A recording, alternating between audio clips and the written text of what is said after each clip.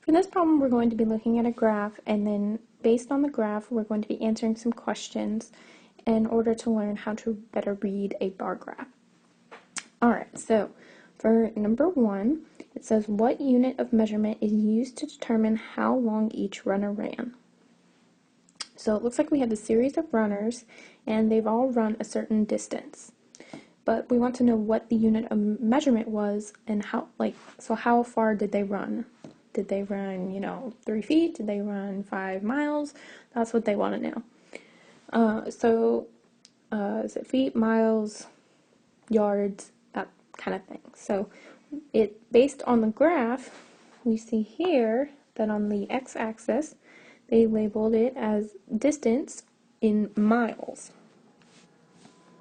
So therefore we know that answer is miles. Alright, and then number 2 says, write a number at the end of each bar to indicate the distance each runner ran. Alright, so we need to use the x-axis in order to figure this out. So they gave us an example for runner A, and they wrote 24, and that's correct because where that orange bar meets that line, if you go down to the x-axis, we see that that number is 24. So that's how we know that answer is correct. So let's look at runner B. We see that the bar for runner B ends right there on that line. So if we follow that line down, we see that answer is 32. So we'll go ahead and write number 32 next to that bar for runner B. Now let's look at runner C. Runner C ends right there. So if we follow that line down, we see 20. So we know that runner C ran 20 miles.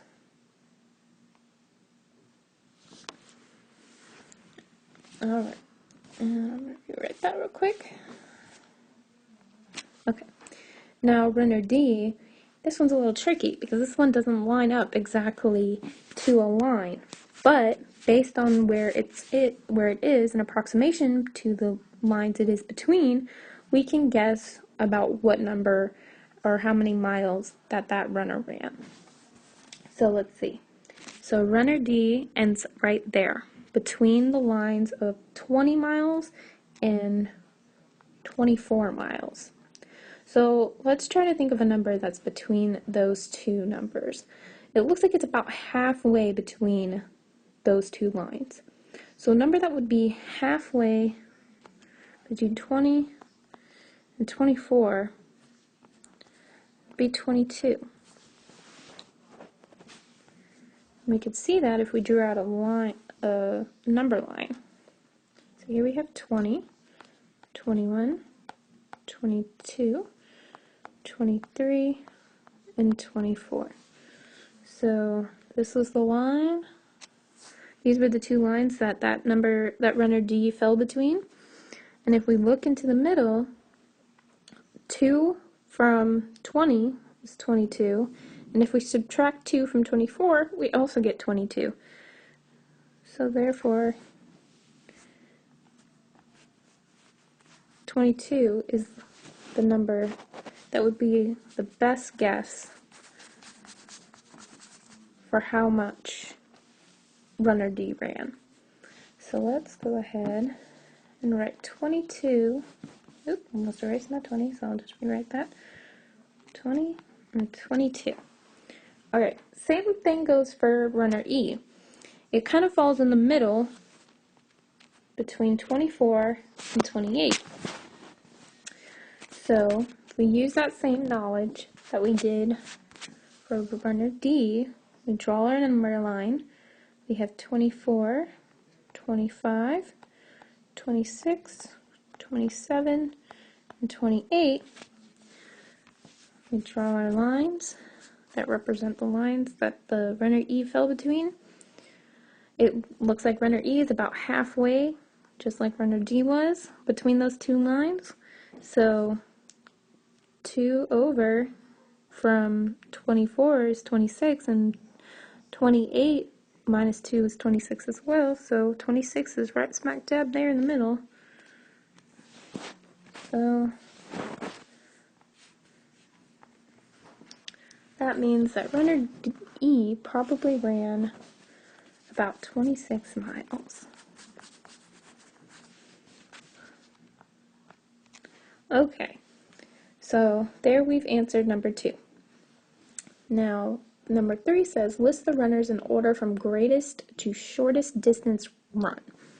Alright, so if we look at our graph, we can see that runner B was the one who ran the most. So we can put B as he ran the greatest. And then the person who ran the second greatest amount, looks like that was runner E. Because he ran just slightly more than runner A.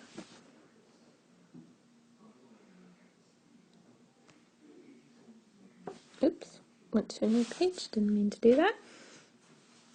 So, yeah, so let's go ahead and I'll rewrite those numbers. So runner E was the one who ran the second longest. Third longest would be runner A.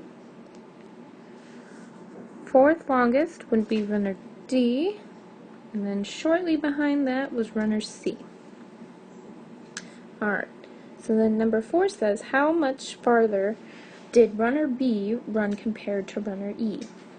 Okay, well, if we look at our graph, we figured out that runner B ran a total of 32 miles, and that runner E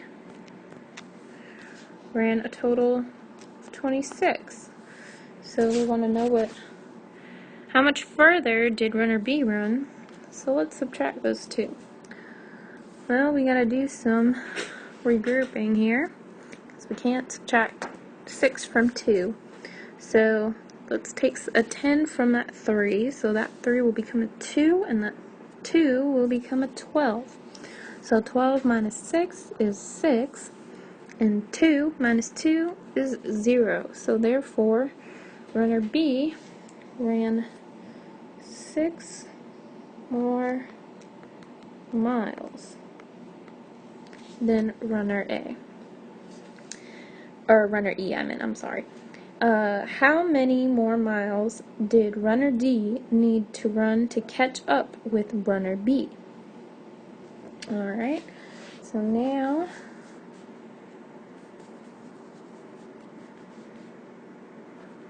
erase that. And it says runner D and runner B. How many more miles did runner D have to run to catch up to runner B?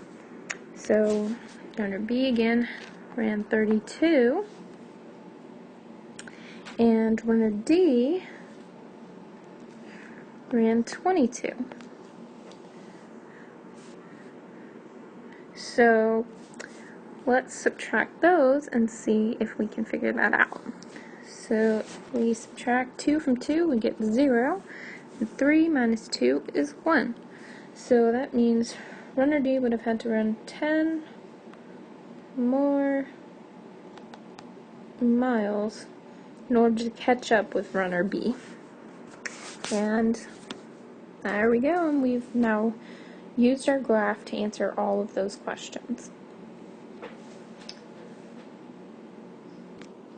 If students wanted a more visual element to this graph, they could also have redrawn the graph using a pictograph in order to have represented how many miles each runner ran, or they could have done it using actual manipulatives to represent the same thing as well, and do an actual physical pictograph if they wanted to.